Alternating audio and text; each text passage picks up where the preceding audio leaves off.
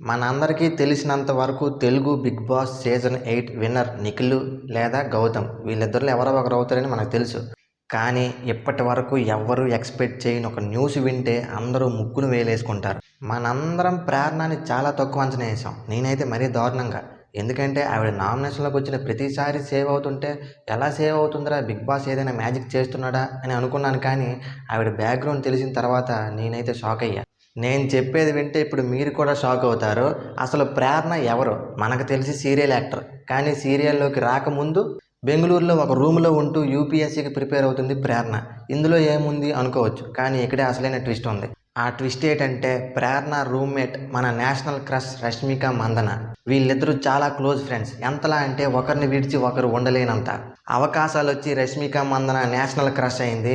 కానీ మన ప్రేరణ మాత్రం అదే రూమ్‌లో ఒక యాస్పిరెంట్‌గానే ఉండిపోయింది. సో ఫ్రెండ్‌ని ఎలా అయినా సెటిల్ చేయాలని ఒక ఉద్దేశంతో రష్మిక మందన ఫ్రెండ్‌ని సీరియల్‌లో జాయిన్ చేసింది. అండ్ ప్రేరణకి 'బిగ్ బాస్'లో అవకాశం కల్పించింది కూడా రష్మిక మందనయే.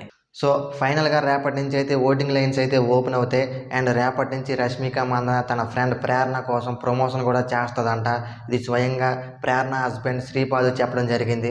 మరి ఈ విషయం తెలిసిన తర్వాత మీరు షాక్ అయ్యారో లేదో కామెంట్ చేయండి. అలాగే మీ అభిప్రాయం కూడా కామెంట్ చేయండి.